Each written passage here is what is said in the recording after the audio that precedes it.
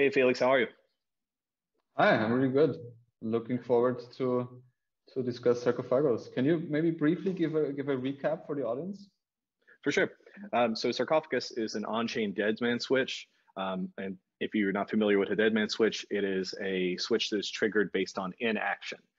So we wait for the user to fail to perform an action before the switch is triggered.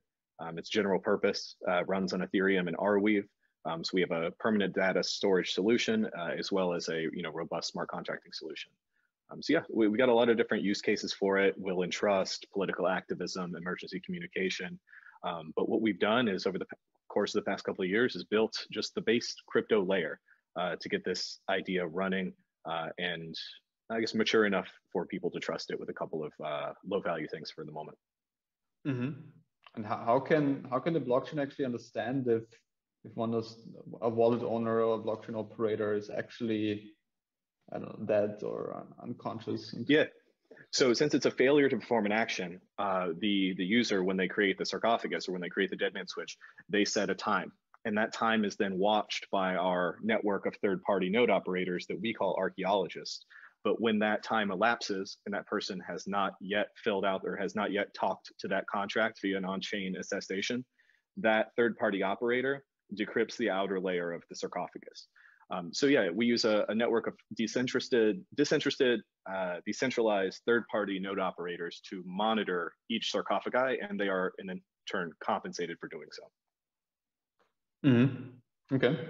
And you mentioned that one of the use cases is also emergency communication. Yeah. How would that work exactly?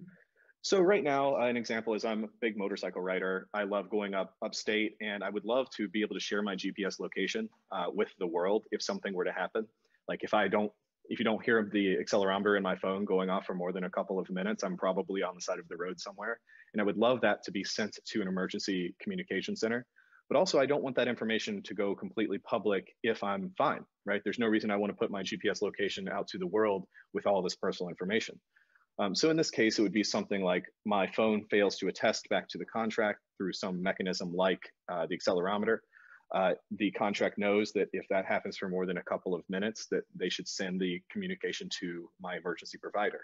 They have a lot of satellite-based GPS communicator devices that work like this, but they're not private, right? And they also don't work on inaction. They work on positive action. So if you're knocked out, if you're incapacitated, they will never come find you because you have to be there pushing that button. So we try to think of that a little bit from like a backwards standpoint of let's fire off this data if they fail to perform this action. Mm-hmm. And to what extent? You said your solution is private. How can you preserve privacy? Encryption, right? So if the user does not want this to go to the public, it doesn't. The key is retained by them and has the full, faith and credit of the Ethereum network. If you trust that your Ethereum holdings are going to continue to be your holdings, you can trust on its privacy. And again, the payload is a double encrypted container that lives on Arweave. So it is, like I said, it's just encryption. That is what guarantees the privacy. As we move forward, we'll be looking into more like layer 2 ZK rollup stuff. To actually add on-chain obfuscational privacy. But right now it's just pure encryption of data at rest. Cool.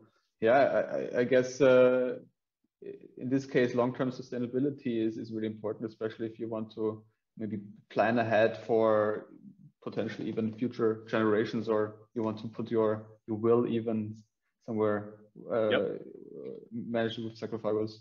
How does the DAO contribute to this?